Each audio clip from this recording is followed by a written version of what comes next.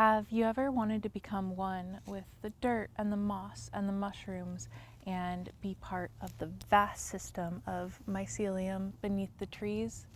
Me too.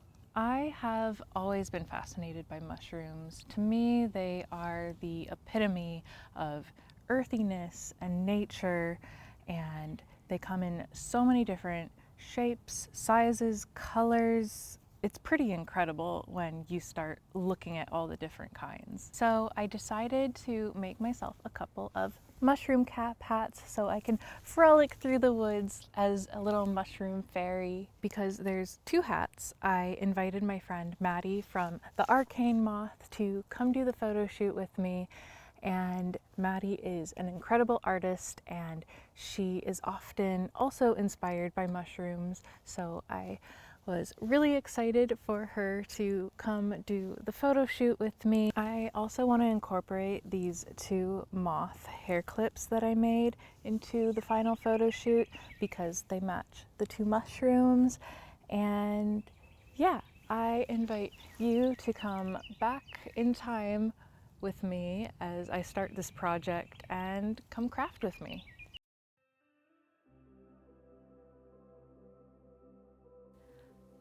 I've loved mushrooms of all kinds for a really long time, and they are a common motif found all around my house. You guys know that I love concept art, and I've been making these little fairy paintings themed around whatever project that I'm currently working on. And today, my muses are the Amanita muscaria mushroom, known for their vibrant red coloring and white spots, and the inky cap, known for their flaky white caps that melt down into dripping black ink. I honestly have no idea if I will ever do anything with these illustrations, but I have been having fun with them. So let's get into the materials. I got some wool felt in white and red for my hat bases. Being wool, or at least partially wool, is really important. Wool roving in white and black for the details. A needle felting tool, and some sort of foam pad or cushion to put underneath. I started by creating two hat forms out of recycled paper to draft my shapes. So the hats I am making are kind of my own hybrid felting method that I came up with, so I didn't have to fully felt the materials on their own because that would be a whole nother process. And I honestly wasn't sure if it would work, but it ended up working pretty well. So I'll show you how I did it. You can see here that I can place the fabric of the hat on top of the shape. The way I did that was to stretch the fabric loosely over the hat form and pinned it in place to get my shape, pleating it where needed to make it fit snugly.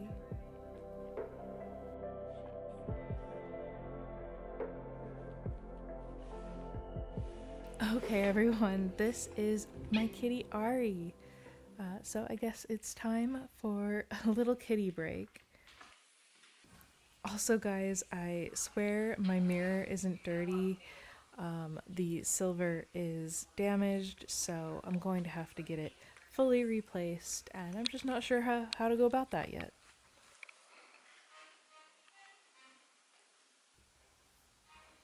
Okay, back to the hat. With everything pinned, I cut off the excess fabric and just sew along the edge. The rest will be done without sewing, and that's where the needle felting tool comes in. Putting our pad underneath the fabric, we just start stabbing. If you've never done needle felting before, it's actually quite cathartic, I will say. If you don't know much about needle felting, it's basically the process of stabbing wool with a special needle until the fibers are locked together and they become one. This is why it's important to get the wool felt and the wool roving. And anyways, so I decided to try out needle felting along my seams to make a semi-seamless look without sewing, if that makes sense. This is not the typical method of felting hats, like at all, but it was just an idea I wanted to try, and it worked. Look at how nice these seams turned out. and the folds no longer stick out. It feels really smooth, pretty flat. I pretty much just did all that same process on the Amanita, and then it was time to add the spots. I did this by using small pieces of wool roving until it was just covered in speckles.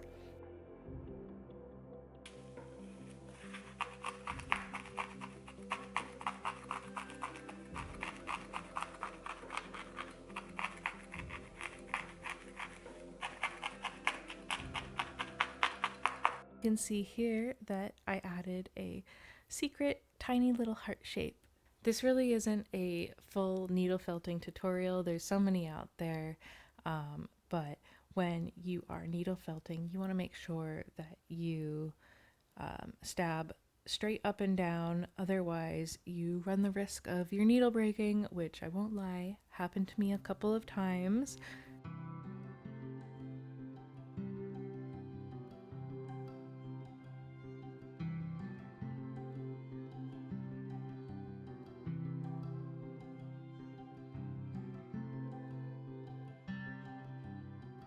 So, some mushrooms have what is considered gills on the underside of the mushroom, and my Amanita does. I found this pretty cool fabric at the store that I thought already had a gill like shape to it, so I decided to use that as a lining. I hand stitched it on inside out and then flipped it around to create a really pretty lining.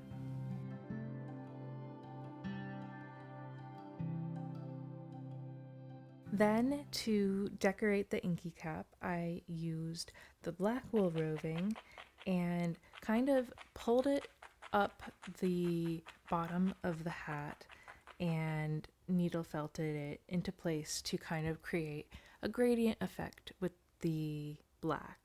Then I cut out a ton of little pieces of the white wool in flaky like shapes and applied those with the same needle felting method all the way up the hat, intermingling some of the black wool roving as we went up just to blend it all together.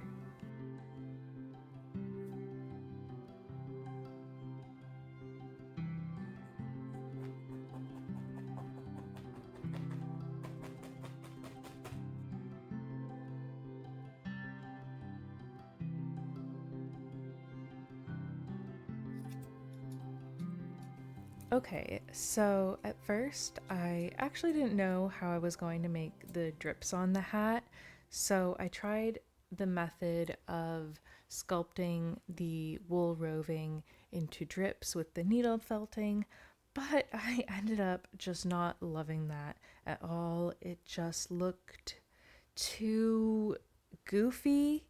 Like, I mean Goofy, the Disney character, if you know what I mean. So I pulled those off and rethought that, and I'll revisit that in just a moment.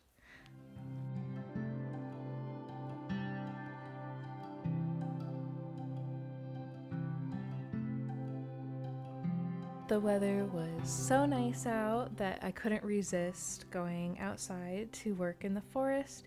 My best friend Amy came to join me. Amy currently lives in another country, and so I don't get to see her very often, but she was here while I was working on this project, and she decided to also do a little needle felting project based on mushrooms. She was inspired by the little mushrooms that grow on sticks and fallen trees that are found around the forest, and she wanted to make a mini Felton version of it, and I think it turned out so cute. Okay, so what did I decide to do for the drips? I decided to bead them. I found these beautiful, sparkly, iridescent beads and made bead chains that I sewed all around the hat.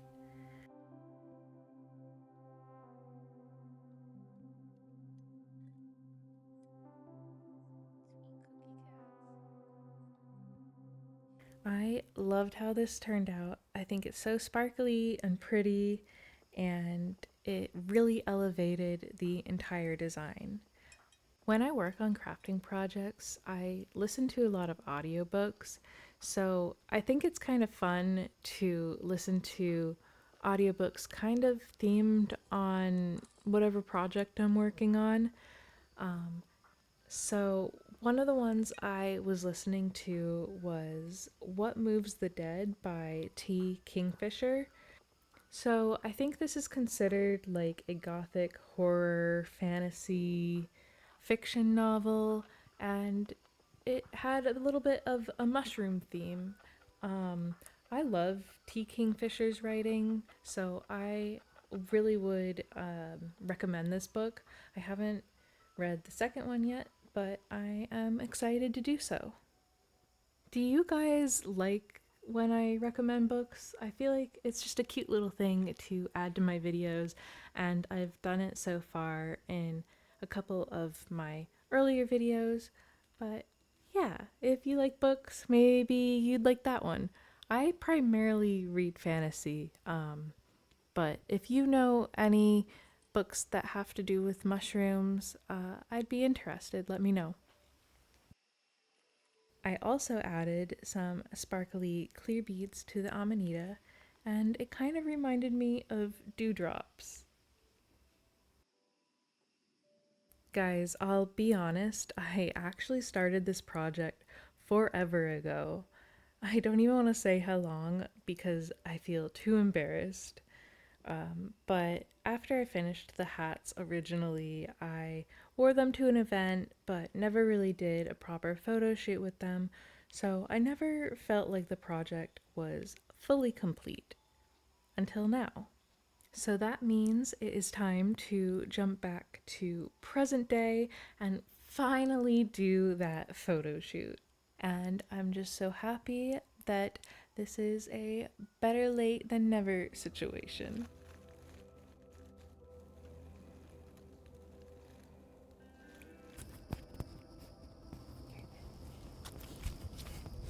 Hi, I am here with my friend Maddie. Hello. And she is helping me out with the photo shoot for my inky cap mushroom and my amanita hats that I made. And we're gonna go take some photos. We already took some photos. But yeah, I can't wait for you guys to see the finished result.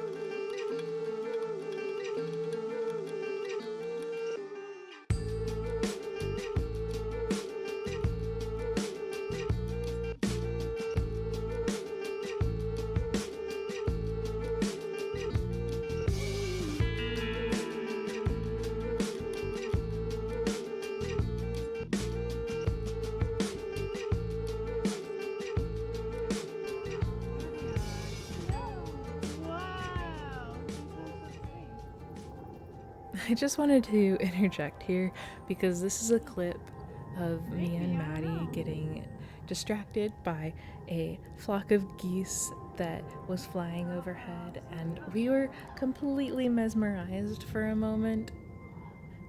Okay, we're done taking all our photos and videos, and I was so happy that Maddie came out and helped me with this photo shoot because I made the two hats and it's more fun to do it with a friend. And we also got to have my two moths that matched the mushrooms in the photo shoots, and I think we got some really cute stuff. So this was really fun. It was a long time coming from the start of the project to finally today doing the photos. But yeah, I think it all turned out so good, and I'm so happy to finally have this finished. Thank you everyone so much for watching. If you liked this video, please hit that subscribe, like, comment. It lets YouTube know that you enjoyed this video, and it also lets me know and gives me encouragement to do the next video. So Yeah, thank you so much. I'm happy you're here, and I'll see you next time.